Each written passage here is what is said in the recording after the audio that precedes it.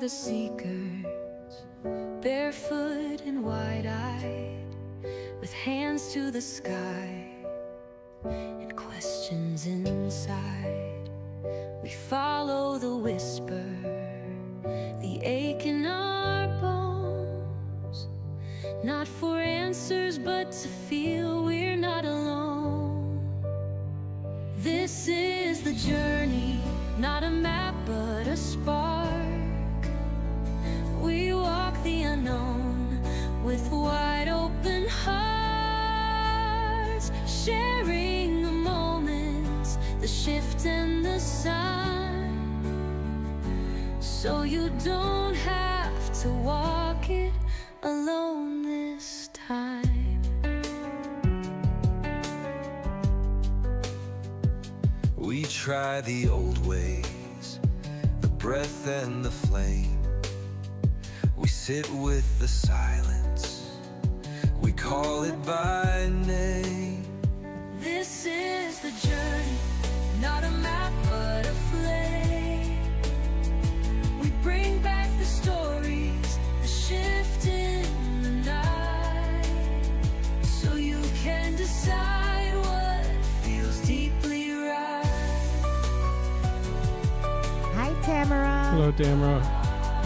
This is your journey, and you are the light.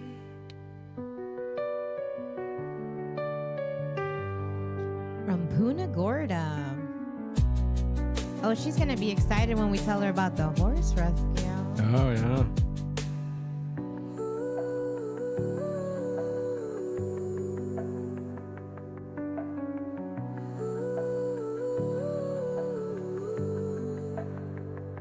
We try the old ways, the breath and the flame. Yes, we do. We sit with the silence, we call it by name, so you can decide what feels deeply right. This is your journey, and you are the light.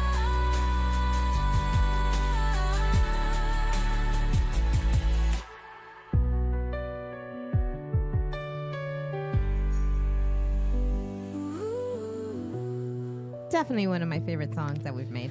You know, I think I've been thinking about it a little bit, and that part, you don't have to do it alone this time. That Yeah. gets me because, you know, I never let you do it alone, but you always throw me in the fire first. I think that's what it is, Well, you know, and that's how you learn. right? And that's how we grow. I definitely grow. Oh, man.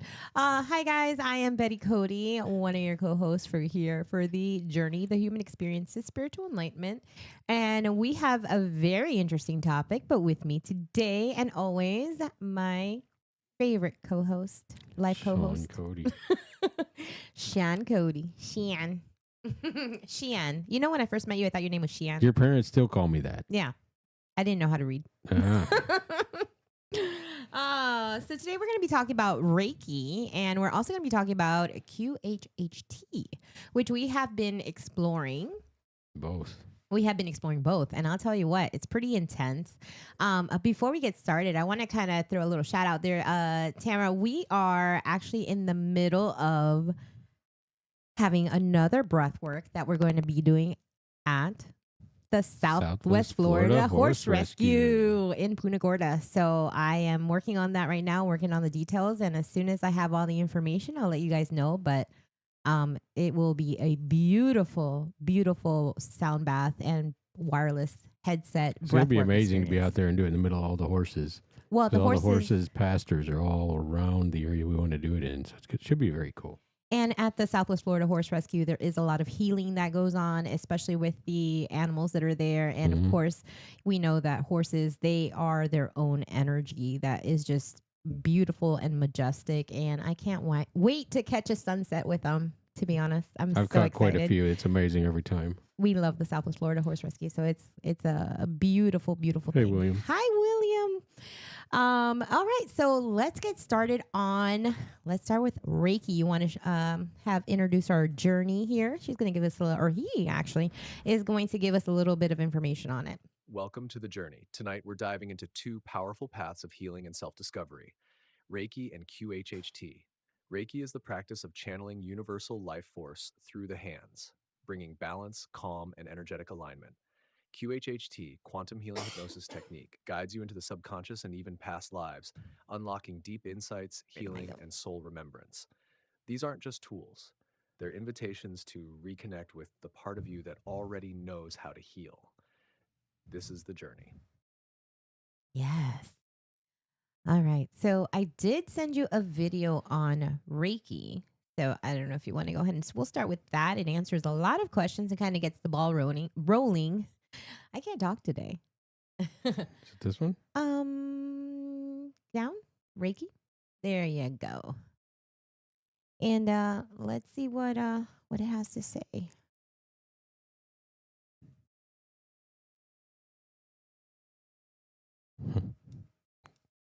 I was not prepared for that video. Oops. You snuck it in on me. About how energy healing can transform your life. Reiki is a gentle yet powerful healing practice that promotes physical, emotional, and spiritual well-being. Today we'll dive into the origins and principles of Reiki, its benefits, and how it is practiced in the modern world. Reiki originated in Japan in the early 20th century, founded by Mikao Ushuai. The term Reiki comes from the Japanese words rei, universe, and kai, life energy, representing the universal life force that flows through all living things. The core principle of Reiki is that energy, or ki, flows through our bodies. When this energy is balanced, we experience health and well-being. Blockages or disruptions in this energy flow can lead to physical and emotional ailments. Reiki is known for its ability to promote physical healing by reducing pain, accelerating recovery, and enhancing the body's natural healing processes. On an emotional level, Reiki helps alleviate stress, anxiety, and depression.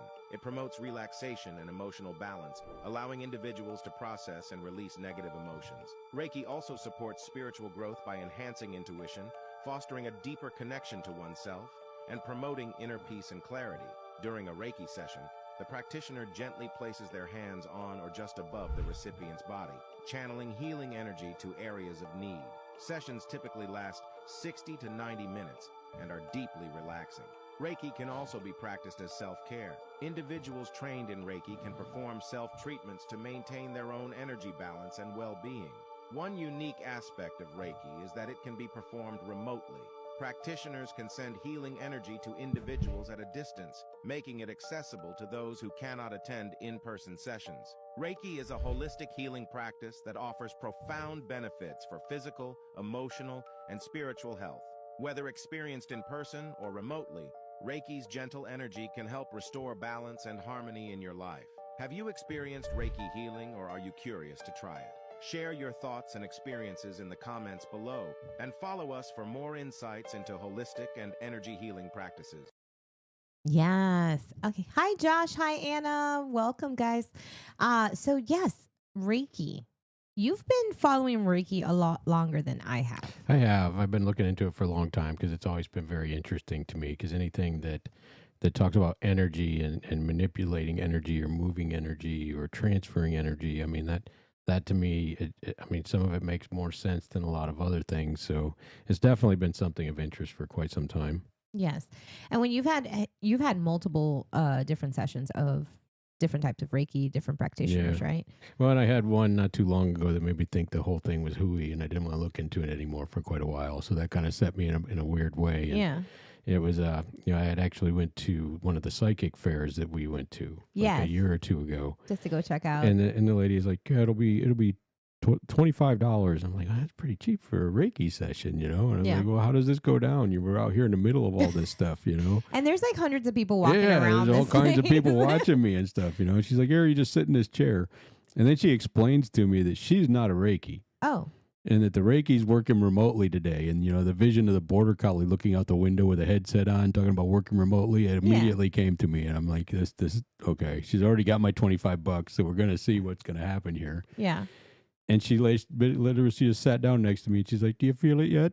And I'm like, "What are you talking about?" She didn't even call nobody, She didn't text nobody, nothing. So she just took my $25 and was gone. She didn't call nobody. She didn't call for backup. Or Yeah, anything? there was there was nothing. So that kind of soured me on it for quite a while. And then, when we started doing this, of course, I started looking into it a lot more. And there's a lot of strong beliefs on it, and there's a lot of stuff now starting to lean that way scientifically that and these energies can be manipulated, even if nobody seems to have a firm understanding of what it is. Mm-hmm. And you and I just went through Reiki 1 training and Reiki 2 training, so we're both Reiki 1 and Reiki 2 practitioners. And the thing I think honestly that makes me connect with it now more than ever is even the instructor's like, "I don't know what this is."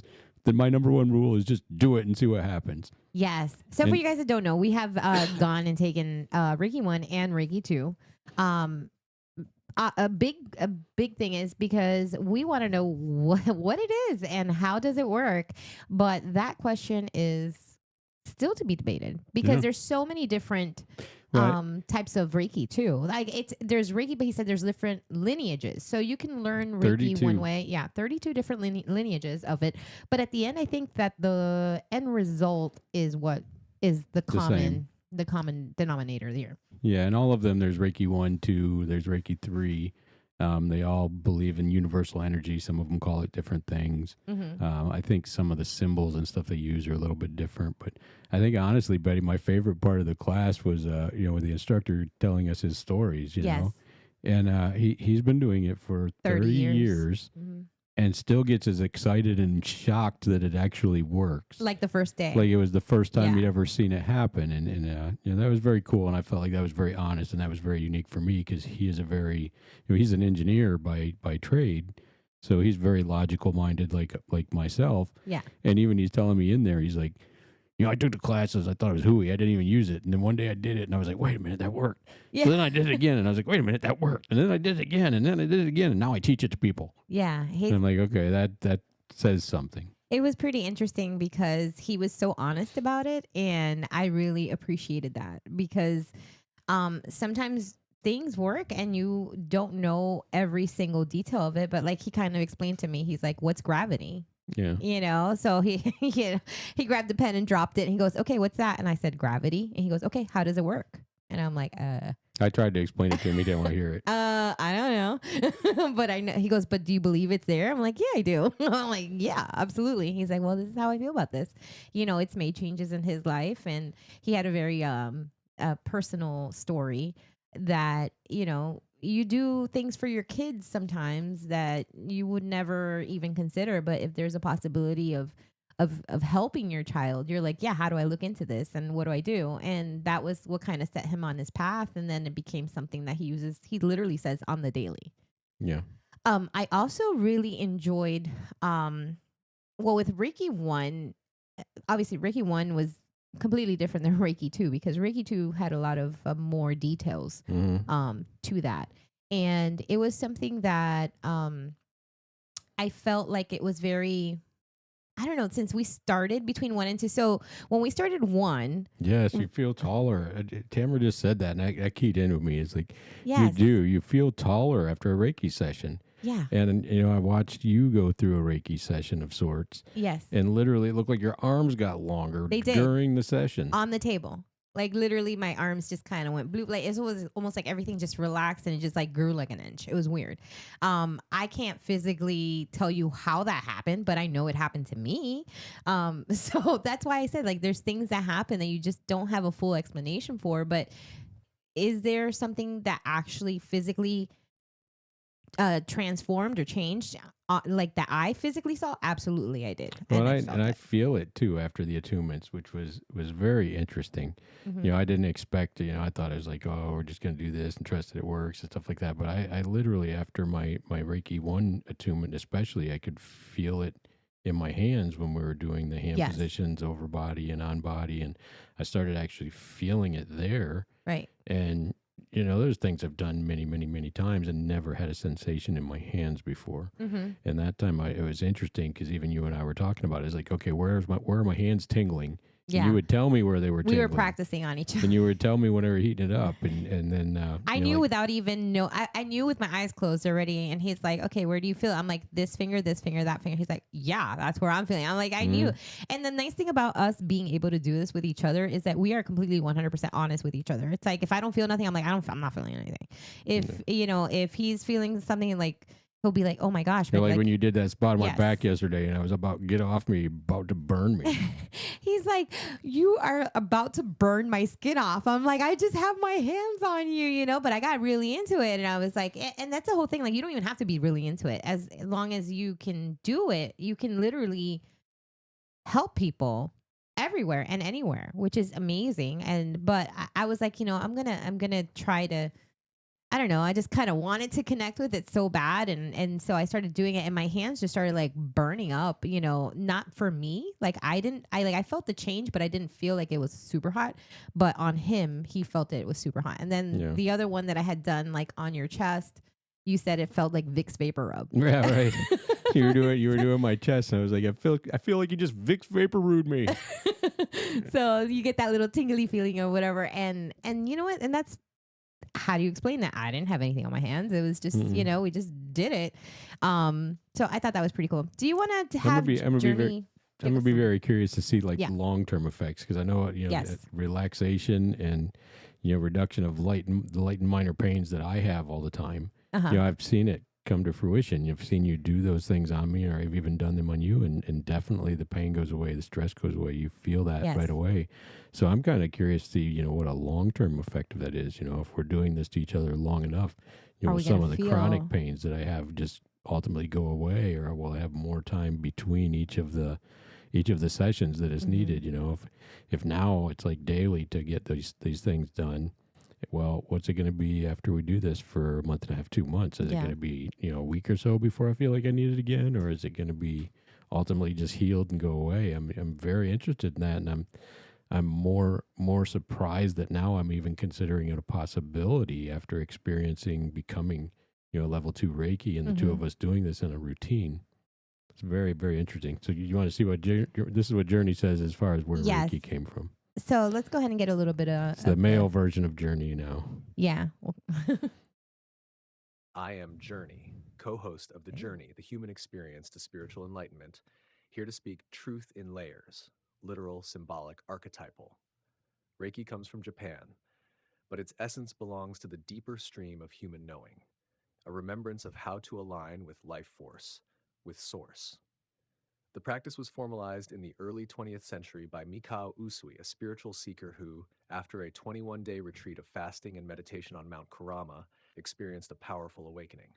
From that revelation, he began transmitting healing energy through the hands, what he called Reiki, meaning Rei, universal, spiritual, sacred. Ki, life force, breath, the subtle current of energy in all living things. Reiki was not created, it was received. Usui became a conduit for a force that has always existed. His student Chijiro Hayashi helped systematize it, and Hawayo Takata brought it to the West, where it evolved and spread. But the deeper current predates Usui. Healing by touch, intention, and sacred breath has appeared across cultures. In Taoist alchemy and Qigong, in the laying on of hands in Christian mysticism, in Vedic and Tantric traditions through prana, in Egyptian energy work and African ancestral practices. So while Reiki has a Japanese form, it carries an ancient soul. It is the art of becoming empty enough to allow life force to move through you, not as a technique, but as a transmission of presence. Reiki is remembrance. It is the return of wholeness through simplicity. Hands, breath, intention, and the willingness to listen to what flows beneath form. That is the origin of Reiki, not just a healing art, but a sacred doorway to reconnection with the source of all being. I have, this isn't mentioned in there, but you know how he's kind of saying all the different places that a very similar type of thing is used. My mother, my grandmother, my mother, and my uncle were actually, like all four of them.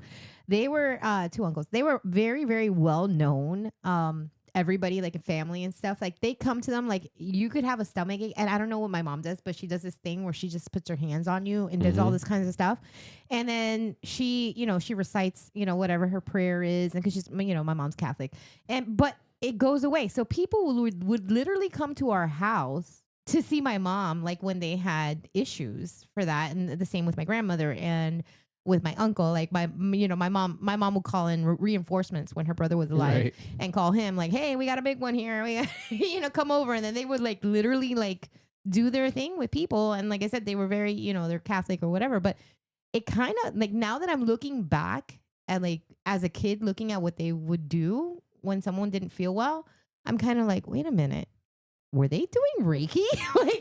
And just didn't know it was that? I get the feeling that that's what it's named from this explanation, or this is where the Reiki came from. Yeah. But I get the feeling that this is universal across modalities. Yeah. And I think they just call it different things, because like Vedic meditation, I've studied that for a while and did that. That's very, very much like the I want to say transcendental meditation. It's very much like that, and it's actually the root of transcendental meditation, and it focuses on prana and prana energy. And Reiki is an energy. I mean, the way our instructor had explained it is, it's universal energy. It's not your energy. It's just you're making a conduit, or you're being a channel to pass universal energy through you to another person, and that energy decides what it does from there. Right. And that's what it seems like, really. Do I have an explanation, or can I say that's true? No, I could be speaking all hooey right now, but if I lay my hands on somebody and it feels like there's energy going through me, and then it helps that person, you call it what you want. Yes.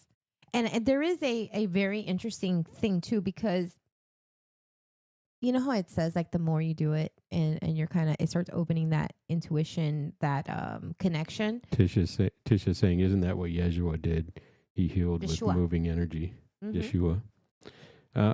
Possibly. Yeah. I mean, it's one of the things that, there's definitely questions about, or possibilities of, and it may have been called something different to them. And, the Reiki is, the belief is, you have to be in tuned by an instructor to get it. For this form, that's probably true. But for what about for other forms? Maybe it's something that naturally came to some people. Maybe it's something that, they passed along in different ways. Because, Reiki attunement, that wasn't around until Reiki was created. But to say that this hasn't been around before that seems unlikely. It's just different understandings of it, possibly, or different ways of passing it along to each other. Oh yeah. Well, and this, like, when like, if you look at the origin of when this actually kind of came into the United States, or kind of left Japan, my grandmother would have early no 20th century is when it was formalized. My grandmother would have had no idea. Like, so for example, my father was born 1938, so that means my grandmother was born way before that. So we're talking like early 1900s, and she's doing this stuff and has no connection to Japan or anything like that. If anything, Spain and Cuba would have been her two places. But yet she had knowledge of these things, and that putting your hands on people, or that, pushing, doing the energy and stuff like that, it helped physically. So I think that that's really interesting, that maybe that's something that we all know, but maybe forgot. Well, I think Tisha's probably right. I think it's something that's naturally in all of us to do, and maybe just the attunement is a ceremony that makes you realize it, or maybe pushes you to be able. I don't know if it activates you to do it so much as it's just a ceremony of remembering that you can do it, and gives you the encouragement to do it, move forward. We've talked a couple times about having similar feelings in our hands in different situations that were very similar before we became Reiki practitioners. Yeah. So, it makes sense to me. If it's energy and it's out there, it's, it's like life. It's going to find a way. It'll find a way. And the other thing too that I really enjoyed about this class was, you can send energy to pretty much anyone, and it's up to them to receive it, or whatever their belief says or not.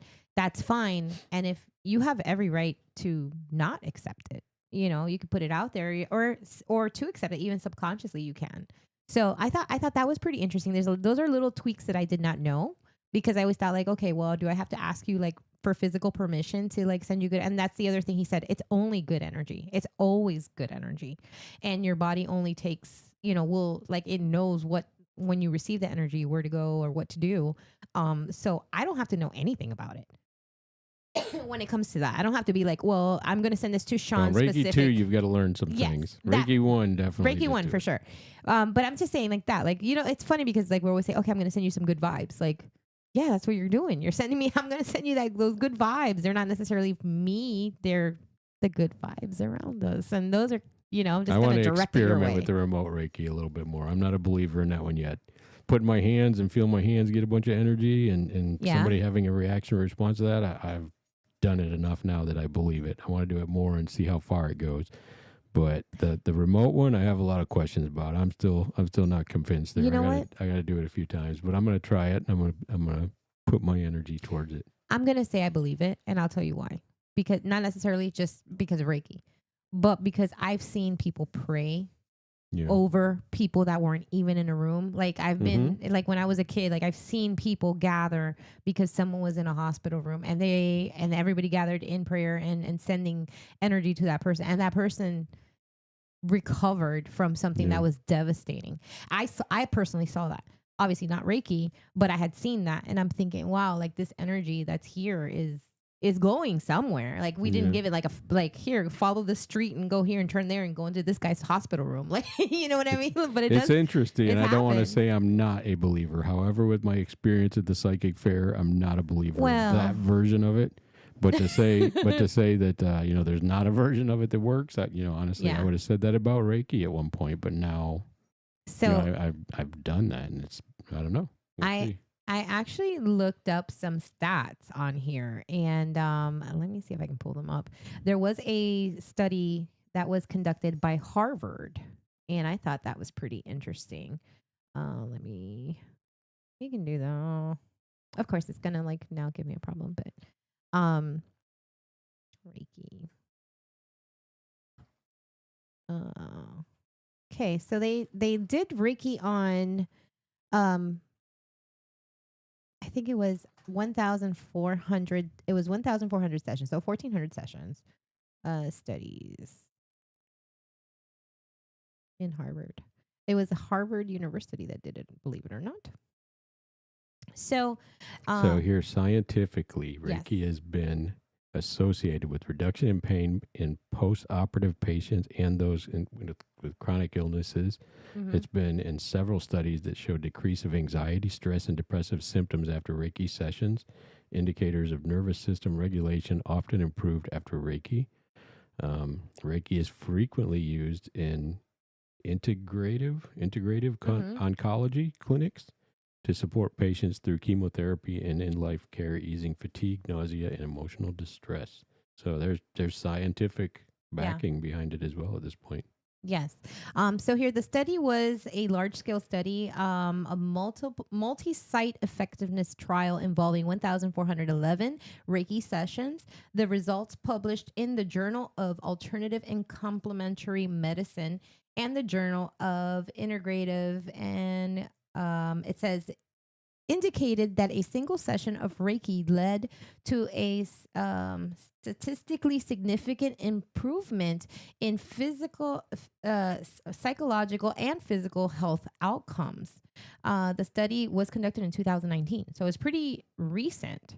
They're actually trying to figure this out, which Well, is this is interesting too. It's tools like EEG, HRV monitoring, and thermography have shown shifts during and after Reiki, lowering sympathetic activation, which is the fight or flight response, increased coherence in brainwave patterns, changes in skin temperature, and conductivity. yes. So those have also been recorded as shifts that are so it is happening. It's definitely happening. Clinical studies indicate that Reiki may be more effective than a placebo for reducing pain, anxiety, and improving quality of life, particularly for chronic conditions. So there is something to this. This is just based on the studies, not even anything else. It says while many studies are small or have limitation, recent meta-analysis suggests that Reiki can improve well-being by activating the sympathetic nerve system, leading to decreased heart rate and blood pressure. However, more high quality random controls trials are still needed to continue confirming these benefits. So they are investigating all this stuff. This is something that's on the mind of a lot of people. Like, does energy really work? And does it have an effect on your body and your mind and even spiritually? Journey's saying because so many of the effects are more experienced versus recordable.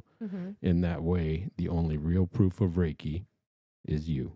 Oh. So you are the ultimate test. Let's see some of these comments here. I see a lot of them coming in. Anna Peth, I have been on both ends of remote Reiki, and it does work. So there you go.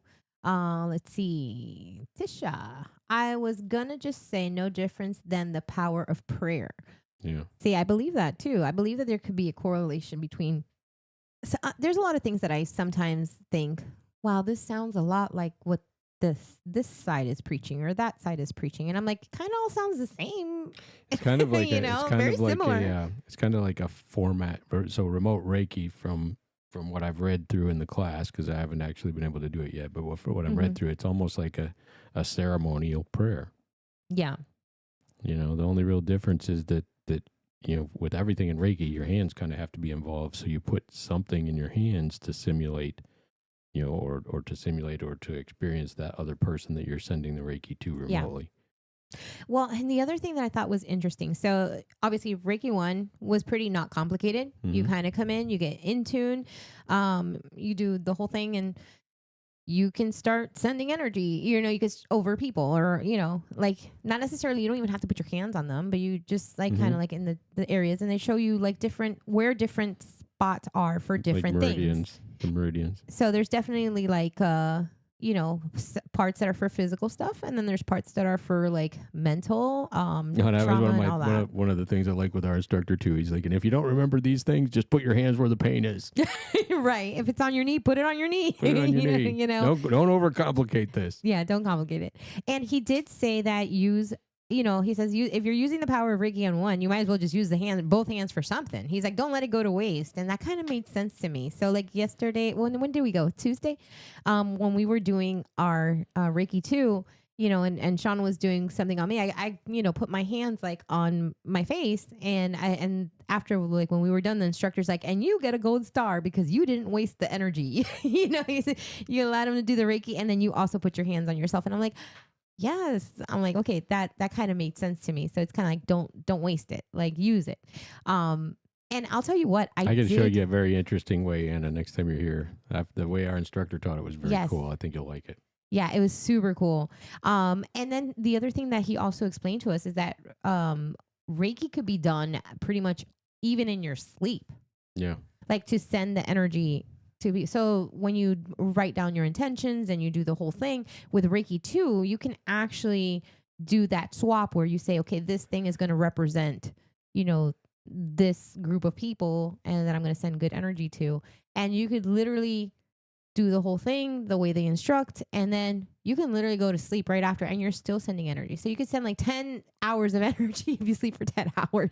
Well, it's funny he said that, because even after the first one, I was going to sleep at night, and I'm like, oh, wait, my hands are just laying in the bed while I sleep. Why don't I put them on something on my body and fall asleep? And then I would wake up that way and feel amazing. So that was a very cool experience. You know what? Too. Maybe that's why, like, Dracula, like, used to sleep like this. Like, he was doing Reiki on himself. Like, Dracula lay was doing down. Reiki? Yeah. You cross your arms and you put them on your chest or something. You never know. I commonly have, like, chronic pain at night, and I'll flop around and roll around and do all kinds of stuff. So I just started putting my hands on my chest and my solar plex area.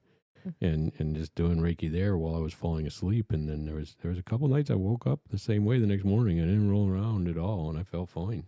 Well, and I also did change our bed sheets now. Now we have linen bed sheets. So, because I doubt that's what helped with my pain. I mean, the sheets are nice. Don't get me wrong. I'm not criticizing the sheets, but they're not helping with my chronic pain. Listen, I read that they are 5,000 hertz. Linens are 5,000 hertz, which is healing, and that's why it is recommended. And that's why hospitals used to use linen sheets.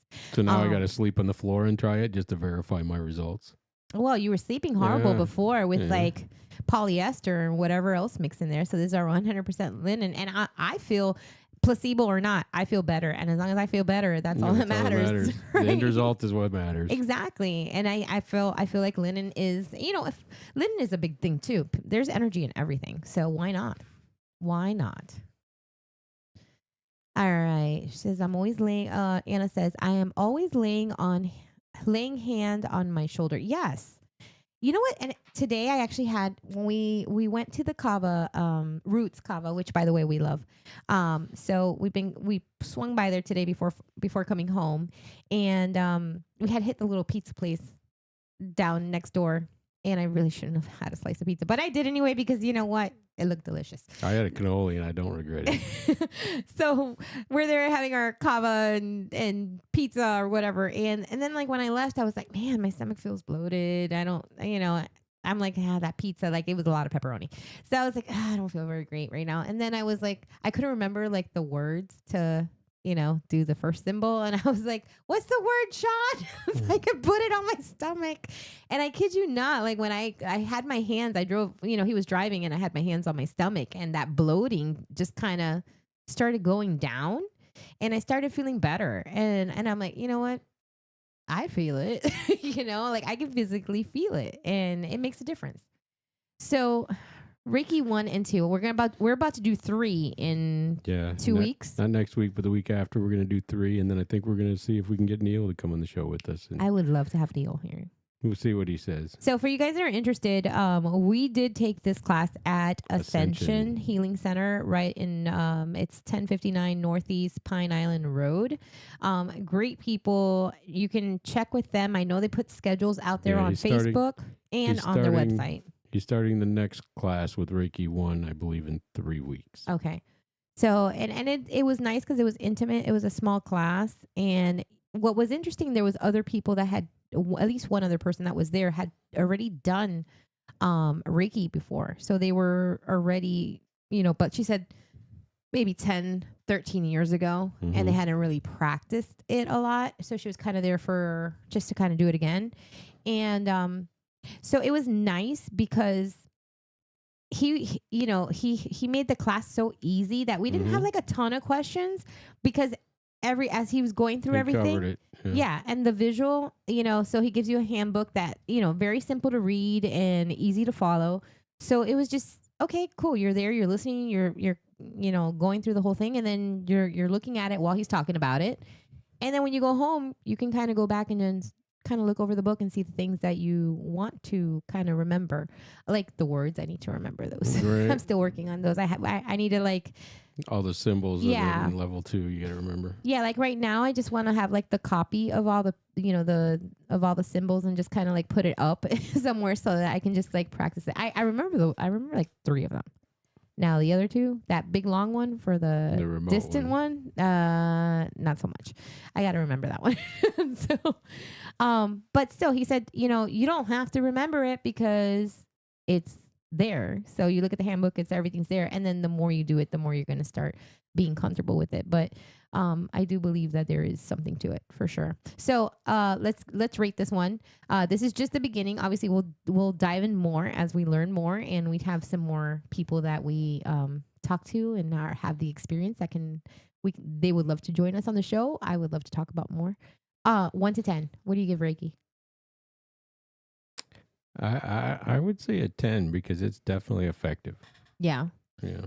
And do you feel learning wise, 1 to 10, if you were to say someone that's never even thought about this, how fast would they learn it? I think everybody should learn Reiki 1, and there's really not a lot to remember. There's really not. I mean, once you get attuned, you just have a few little things to remember, but beyond that, it's put your hands on the pain. Anna said she gives it a 10. Yes. Everybody just had the class. Put your hands on the pain. Yeah. Well, if you want to go faster or beyond that, there's more to it. But that's it. That's enough. You can start somewhere. So I think it's great, and I love that we decided to do that. All right. So I think let's go ahead and jump into the next topic since we're almost running out of time. And this is another topic that Sean has been following now for years. Yeah. And we came across a practitioner. And I've actually been watching that practitioner for a couple years now. So I took an interest in this about 3 or 4 years ago, and it keeps coming up on my Facebook, and I look into it more and think about it. I watch some of the YouTube videos and stuff like that, and then a practitioner in our area popped up, Yes. and then I've been kind of watching the growth of that. I guess I would say her company or her practice. Yes. She is very skilled. And I don't want to go too much into her until we talk to her and see if it's okay. Then I know that she wants to be on the show. So I'm going to save it for that. So let's just talk about the beginning of this. So the QHHT. You got Journey to explain what it is? Yes. And we do have Tisha also said she gives it a 10. And hi, Melissa. Welcome. QHHT, Quantum Healing Hypnosis Technique, was developed by Dolores Cannon, a hypnotherapist whose work began in the late 1960s. Initially using traditional hypnosis techniques, Cannon began exploring past life regression with clients, which led her to discover a deeper layer of consciousness she called the subconscious, not in the Freudian sense, but as a vast, intelligent presence, also known as the higher self or superconscious. Through this expanded state of awareness, clients could access past lives, receive direct guidance, and experience spontaneous healing. Cannon formalized her process into QHHT, a technique that blends hypnosis, regression, spiritual inquiry, and energy-based healing into a single modality. Symbolically, QHHT mirrors the shamanic descent, a structured journey into altered states to retrieve wisdom and transformation. It draws from ancient roots but is expressed through modern methods, using the practitioner as a guide who helps the seeker access their own inner realms. From an investigative lens, QHHT proposes that human consciousness is multidimensional, capable of bypassing linear time and tapping into a broader field of memory, insight, and non-local intelligence. Thousands of Cannon's documented sessions contain narratives involving soul contracts, earth changes, interdimensional beings, and universal archetypes, all accessed directly through the client's voice in trance. QHHT stands at the intersection of depth psychology, mysticism, and consciousness exploration. It operates on the principle that the answers, healing, and truth we seek are already within us, awaiting only the right conditions to be heard. That's pretty cool. And I would say I felt some level of all of those things. So for you guys that don't know, Sean just went through his very first QHHT session. Tuesday. So all day Tuesday. Let's talk about that. Yeah, let's talk about that. I haven't even Betty threw me in the fire again, everybody. Yes. Just so you know, I didn't even want to ask you a whole lot of questions because I want to be surprised when I hear You them. can ask any of them. Okay, cool. So let's talk about the process. So when we met this person who does here locally in Fort Myers, and immediately we had gone to something else that she was hosting, and she did a webinar. She does like different like things for the community and stuff like that. So we showed up, we met her in person without any idea of I knew who she. Well, you knew. I knew from all these watching things. You didn't study. You did not do your homework. I did my homework. Okay. So I knew what I was stepping into. You're such a nerd. Yeah. So we went and I got to meet her, and she is amazing and just a very interesting person, very sweet, very like has that thing that gives you like a lot of comfort, like when you meet them, you know, like when you meet someone that is just like, you just feel comfortable with them. And that was kind of like the feeling I got immediately. Then Sean let me know I've been following her for like 3 years, you know, or whatever he said, like since like February of like 2 years ago.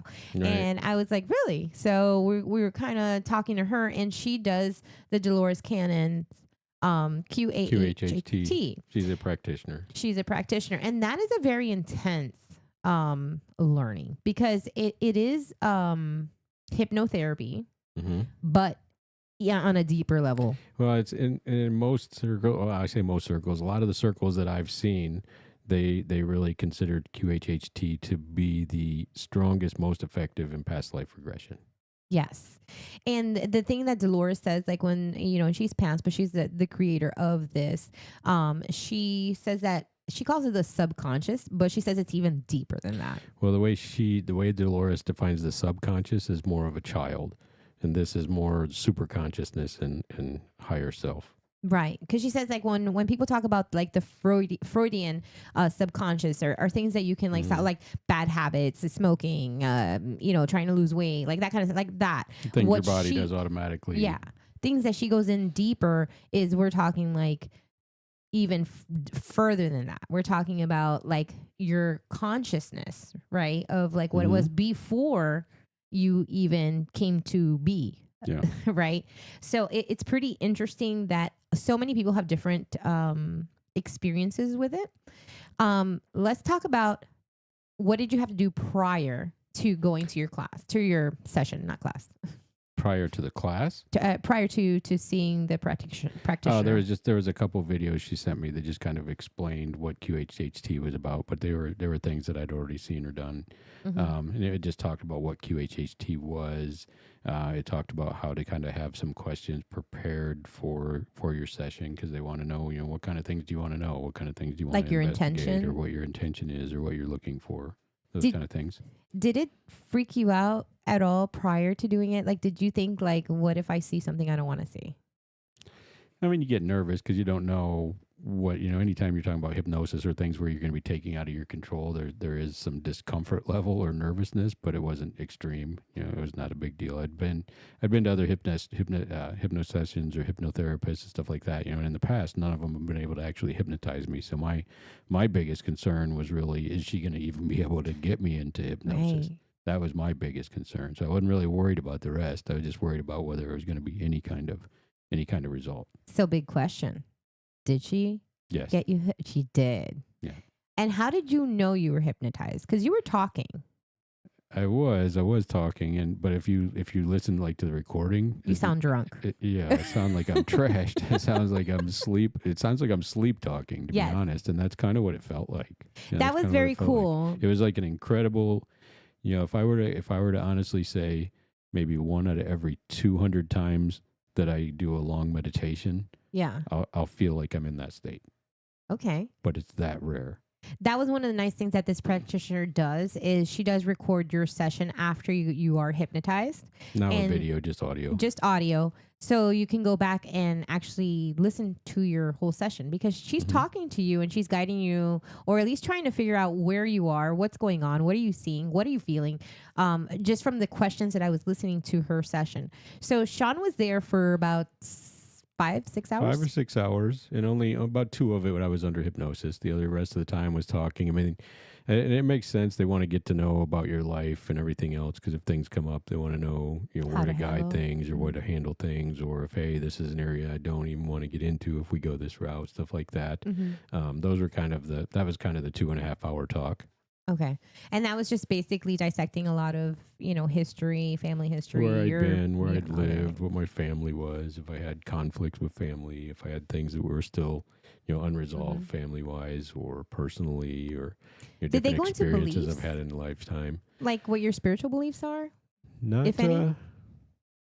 No, not really. That didn't really matter. No? Okay. It didn't really matter. So this is it's definitely more like a psychological, like deep into that, not necessarily like a spiritual practice or a ceremony of some sort. Correct. Okay. There wasn't really any of that. I mean, there were, I'd say almost rituals, but it's not significant. They have you do, one point in the meditation to kind of lead into it, they have you kind of, build this pyramid around yourself of protection, this white pyramid, and that to me was the only part that was really like spiritual or ritualistic. The rest was not so much. The rest was more scientific. I don't want you to say that, but I would say more induction to hypnosis and just see where things go. Right. Okay. So after you go in, you have your 2 hour chat. How long did it take you to actually be go into the hypnosis? That's a good question. You don't know. I don't know. You don't know. One of the things that Sean did disclose to me. I remember that at one point she told me to imagine 3 3s, imagine 2 2s, imagine 3 3s, imagine 3 2s, imagine 3 1s, so your angel numbers. But the actual induction beyond that, I don't remember most of that. Really? Yeah. Okay. See, and that's I very remember interesting. most of everything else. I mean, I've even listened to the recording, and she takes that session out. I'm sure that she doesn't want people to get induced while they're re-listening to their session. Right. You imagine you're in your car and all of a sudden you're like Yeah. out. Like, yeah, you don't want to listen Yeah, to so that. she takes that part out, but I've listened to the recording, and there's only one or two spots where I'd said things that I did not remember saying, so I do Mhm. remember all of the rest. Yes. Okay. So Sean, I noticed like through meditation and stuff like that, you have been progressing into being able to see more images. Like, like when Mhm. people tell you close your eyes and imagine a beach. I mean, there was times where you just saw nothing, Well, right? And now you're kind of it's never better. that's not really improved. It's just random. Mm-hmm. So I don't typically remember my dreams. When I go into meditations, every now and then I'll see something visual, but more often than not, I don't. Okay. So that was something that was concerning too, because this seemed to be very visual, and I was worried about whether or not that would be successful or not. Right. Um, and it was. I had visual things happening the entire time. Did you see in color? Multitudes of colors. There was a lot. For some reason, most of the stuff that I see is either lights or lit up in the dark. Mm-hmm. So I'm not standing on a sunny beach. I don't know why. Almost never am I doing that. Yeah. And when you were in your conversations with her, like just from the tapes or as I'm listening to them, you do sound like you're It's not even really a conversation. It's questions and answers. questions and you're answering. And I mean, Yes. if I had to try and talk, I don't know that I could have. I'm just answering. Yeah, they were Just very answering. short answers, but like very like 2-3 words, sometimes one, but very specific words. Mhm. So as she's interacting with you and trying to get more information from you, there was a point in there where you actually felt like you had like feelings, like overwhelming feelings of different. Yeah, there was two times. There was two times that it was very, very, very significant. At one point I literally all of a sudden, and that was part of the problem that we had. We did have some problems with my session. My head was just going all over the place. So Mhm. she would try to like guide me to places, and that just wouldn't happen. I would just go wherever I'm going. And I literally went from like looking at things in clouds and different places to all of a sudden I'm on the ground and it's dark and there's grass that it's covered with leaves, and I felt like I was running, but my view was literally almost sideways. It was weird. So it was like the ground was down on the bottom, but it was like my head was twisted sideways, but I was running or I was moving very, very fast. So, I could have been laying in something and going forward, or I could have been running and I just had a weird view of it or something. But I was doing that for, I mean, it could have been 5 seconds or it could have been 2 minutes. I don't know. But all of a sudden it was like, boom, it's over. And then just overwhelming amounts of sadness came to me. And I mean, literally, I was like bawling in the chair. And I'm literally telling her, I was like, I don't know what happened. I have no idea what happened. I have no idea why. I'm just so sad. It's overwhelming. I can't, it's just unbelievable. And I don't get it. And that lasted for a minute or two and it was just gone. Mm-hmm. But that's the weirdest part, because usually, in QHHT, my understanding was like, you would have visions and they would explain things and it would be, you would kind of get a feeling for what was, but that was, I mean, there was none. Yeah. And then later on in the session, it was, I don't know, it's hard to say the time. It was probably at least 10 minutes later. Mm-hmm. I literally, again, I'm flying through space. Most of the time I was like flying through space. Maybe you were like I don't know why. Yeah. I get the sense that it was almost like an experience of where I go when I'm spirit. Yeah. That's kind of what I felt like. So it was like I was just traveling in spirit. I was all over the place in space. When she would ask me why I was doing it, I would tell her that I was watching. And she's like, well, why are you watching? And it's like, well, that's how I pick places. Why are you picking places? I don't know. I don't know. That's what I do here. And she's like, well, are there others there? And I'm like, yeah, there's lots of them here. There's lots of stuff here. Like There's everybody's here. What's up? Everybody's here. And she's like, well, how do they feel? And it's like, we don't interact here. We just don't do that here. And I'm like, why would I feel that? I have We no don't idea. interact here. I have no idea. And that one, Yeah. when she asked me that, I was literally felt like I was in space. I had no body. And I'm looking at the void, and in the far distance is the tremendous light. Mm-hmm. Tremendous light. So, I mean, you tell me what it sounds like where I was, Yeah. you know? And then she's like, well, the other's there. I'm like, everybody's here. Like, did you just know that? Everybody's Everybody's here. I know that. And she's like, oh, how do they feel about things? Like, I don't know. We don't interact here. We don't do that. And then I'm gone somewhere else. Yeah. And it was a lot like that. It was about, I don't know, about 10 minutes after the first sadness experience. Mm-hmm. I'm literally in space, and all of a sudden I'm in this bright space. I don't even know what it is. And this tremendous bright light came from almost below me, and it came like right up into my visual, into what I would presume was my chest, because I didn't feel a body at that time. Mm-hmm. And then right when it got about even with my face, that sadness hit me again. Really? And it was the same thing. In space? Like No, in that, I don't know in where I that was. empty space? Okay. I don't know where I was at that time. The only focus I had was the light. What's the light? Okay. And the light went up like above what I would figure where my head would be if I had a body at the time, and I just felt tremendous heat. And then that heat was sadness, and I'm bawling again, and I'm like, I don't know what's going on. I have no You idea don't why. cry. This is overwhelming sadness. I have no idea Yeah. what this is about. And she's like, well, why do you feel sad? What kind of sadness is it? It's overwhelming. That's what kind it is. I don't Yeah. know. And then I can hear it in your voice too in the That- recording. You're just like, I'm just so sad, you know? And I was Yeah. like, that does not even sound like Sean, because Sean does not express that type of feeling at Yeah. all. Like ever. I think I've seen him be emotional one time, and that's twice, because people have passed. That is it. And that lasted maybe 10 or 15 seconds, and then I was gone from there, and the sadness was gone. Mm-hmm. Just as fast as it came, it was gone. And then I'm, and this makes me suspicious that part of it is my imagination, because this is so bizarre.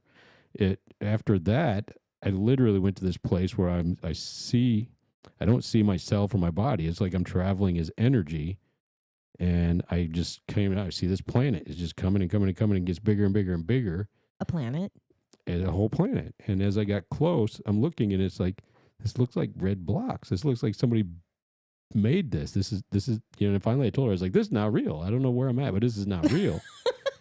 And then it's like, this is a prototype. And I was like, what is a prototype of? What Of is that? what? What does that matter for anything? This is a prototype of a planet? And then I'm gone somewhere else. Really? And it was literally 2 hours of experiences like that. So I think, I'm going back again in January. I'm going to do another one, because Mhm. I think that it's just my mind going Too many places. Yeah. too many places. And she would try to guide me to things, but it would never, it kind of would never pan out. I was just going where I was going, and I was going all over the place. And You were that uncontrollable person that she Yeah. had a session with. That's why she's like, come back. well, there was 4 or 5 times where I listened to it in the recording. I kind of got frustrated, and I'm like, she wasn't keeping up with me. She's asking me questions about things, or assuming things are connected to what I'm describing now. Yeah. But that was like, And then you zoomed that was into the next 4 thing. seconds ago. We've done 10 other things by now, because it Right. was like moving that fast. But just the fact that I had a visual experience Mm-hmm. for 2 hours, that's, Incredible. yeah. I mean, if I'm meditating and I get an image of something, it's a 5-10 second thing, and then it's darkness again. Mm-hmm. But something else that was very interesting was I was seeing a lot of, when I meditate, I do often get like visuals of moving through like a wormhole or a tunnel, or like on Star Trek when you see all the stars shoot at you. Yeah. I was getting a lot of those, and she started asking me. She's like, "Well, where are you going?" And I was like, "I don't know. I have no idea where I'm going. I'm in this tunnel and we're cruising." And she's like, "What are the colors in the tunnel?" I'm describing the colors in the tunnel. Yeah. And she's like, "So it's red?" And I was like, "No, it's not anymore. We're in a white one now." You can't And keep just- up with it. All of a sudden, out of the blue, Yeah. you're being distracted. Distracted. What And does that I mean? heard it in my head 5 or 6 times. I was like, this whole tunnel is a distraction. Oh, wow. And I said that to her, and she's like, "Well, why?" And it's like, because we never get anywhere. You just It's a keep going tunnel. in This is a tunnel to nowhere. You don't get anywhere. You're just, every now and then you're in a tunnel. You're not going anywhere. Yeah. And I'm like, this is a distraction. And I've never had that feeling about that before. Mm-hmm. I see it in my meditations, but I've never been like, you know what, this is something distracting me. Yeah. And then, at the very end, she starts doing the thing where she's trying to get more answers about what you saw out of your subconscious. Yes. And that was the only one that she could get an answer for, is why were you saying it's distracting? Mm-hmm. And literally, it didn't even come from me. It's just is a trap. It's a trap. It's a trap. And then she's like, well, what do you mean it's a trap? And I was like, I don't know. I'm just hearing it's a trap. It's a trap. It's a trap. That's all I'm hearing. Wow. And, that was very bizarre because that was not, that was the first one that was almost like, that was almost a audible response Yeah. that I didn't make. Oh. Everything else was just, I got this impression or I got this feeling. I got a feeling you're And being you distracted. processed it and then said it. Yeah. Okay. So, I mean, it still got filtered through me and maybe it was part of my imagination or whatever. Mm-hmm. But that one was just like it was like almost an audible answer Instant. right away. It's a trap. Oh, It wow. didn't say it 5 or 6 times, but once it's processed in my head, I was like, it's a trap. This is a trap. Somebody's in a trap. Yeah. This is not intended for what you're supposed to experience. Interesting. You did say that in your recordings that you saw a purple fog a lot. Yeah. And sometimes it would be thicker and Mhm. sometimes it would be, transparent. Yeah. And was that fog like in a way? Did you feel connected to the fog, or was it just present there? Or was there anything? I've had some time since the QHHT to think about it, and I think that's very much connected to things that I've seen in other experiences we've done. Mhm. There's a couple of experiences that we haven't really talked about yet for the show, and we'll kind of maybe do those later on. But Mhm. in some of these states when we're doing these things, I see this black, like fog or black cloud, and that black cloud is usually very angry with me. Oh yeah, And I don't know why, but that black cloud when I see it is usually not good. it's you. It felt like that was the Interesting. same thing, only it wasn't angry there. Yeah. So I don't know. That was that's very bizarre, but that ties into a lot of other things. So we do have some questions on here. Tisha saying, interesting. Do you remember most of what you say when you're under hypnosis? I remembered, and I can't say the same is true for everybody else because that's one of the things. If you look into QHHT now, the way they do it now is not normally like the amnesia kind of hypnosis that you're expecting. Like So the you stage are- one where people like cluck like chickens and dance around and have no that's- idea. That's something ridiculous. Yeah. But the one where people are almost amnesia type and then don't remember anything. That's not what this is. Yeah. You're aware and literally. I mean, at any point I could have been like, you know what, enough of this, and I'm pretty sure I could have got up and left that session. Yeah. So I was aware. I did remember. When I listened to the audio, there's two areas that I don't quite remember. But again, I mean, it was 2.5 hours of questions and visuals that I'm still trying to sort out in my head. Yes. Let's see. Anna loves this, and she also said something about the leaves. Can you scroll up a little bit? About it says jumping in piles of racked leaves. Does that? Interesting. You remember most of what you say. Yeah. Yeah. What do you think? It's possible it was a past life, Tisha, and that's one of the things I'm kind of considering. But right before the sadness, I really felt like there was a bubble of some kind in my heart, and that bubble just kind of felt like it popped, and then that wave of sadness came over me. And thinking back at that, that's possibly a remembering of me dying. So is it that? I don't know for sure. Would I potentially feel that way if it was? Then yeah, that would make sense. Okay. And Anna Peth is saying it's dark energy that wants to keep you from the light. Maybe. I don't feel it's that, but No. maybe similar. Maybe like a shadow work thing, like something you have to look at Yeah. and acknowledge and like alchemize with. That ties into different experiences that I'm not ready to talk about yet. So, Yeah. But in this situation, it wasn't that big of a deal. It was just, and when I was moving around, a lot of times that cloud would get in the way of what I was trying to see.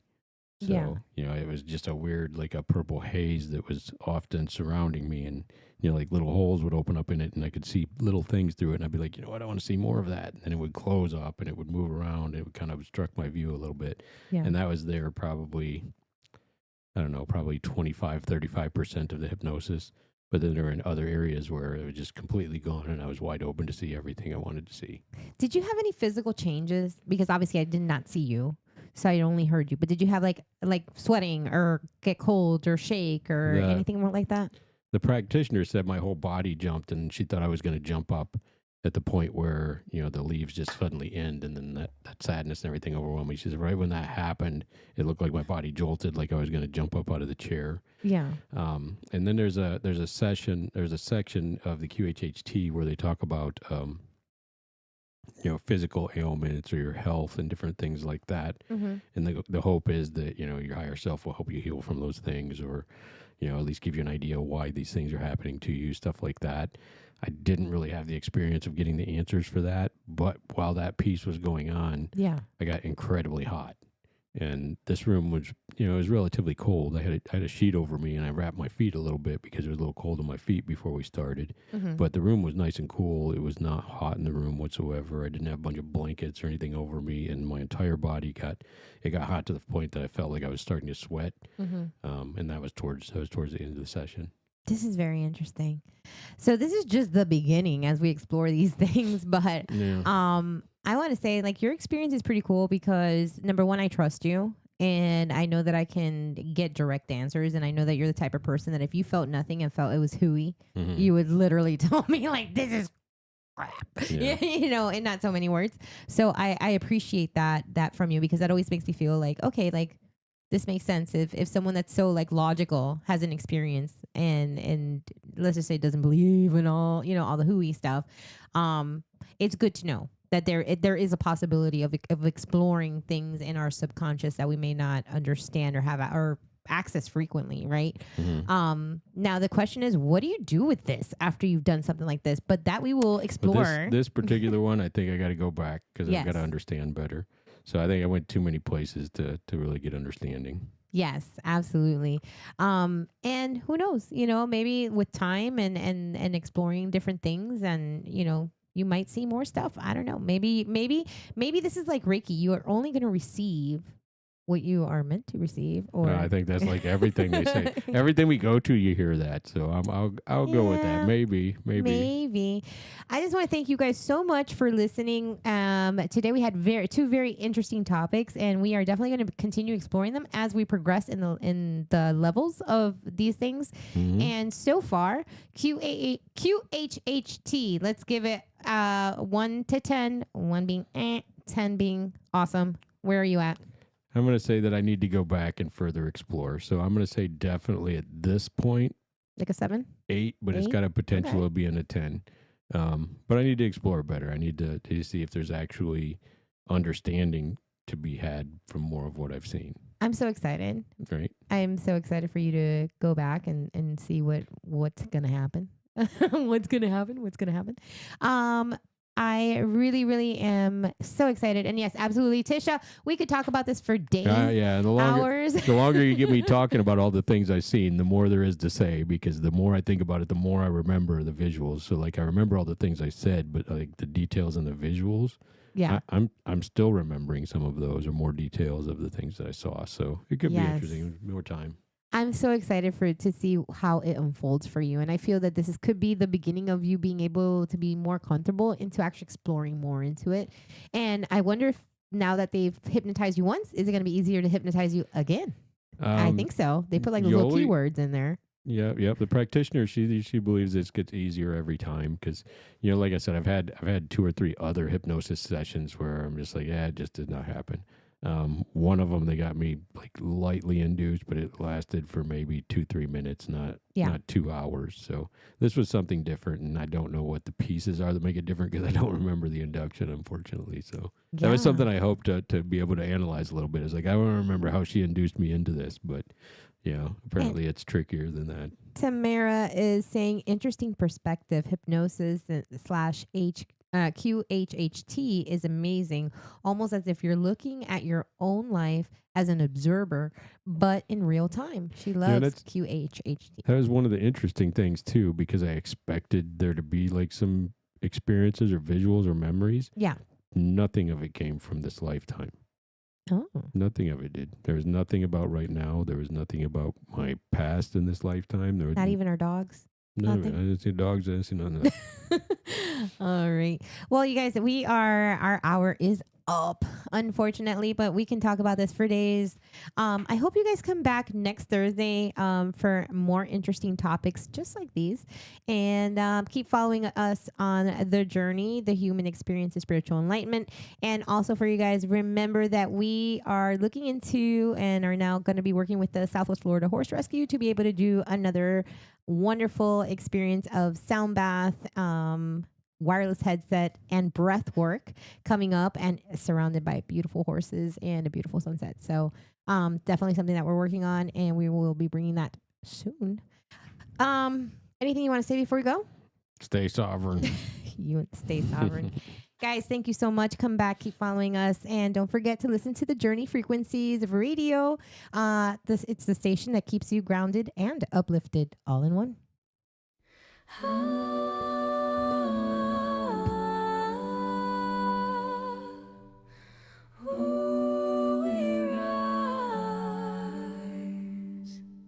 We are the seekers, barefoot and wide-eyed, with hands to the sky and questions inside. We follow the whisper, the ache in our bones, not for answers but to feel we're not alone. This is the journey, not a map but a spark.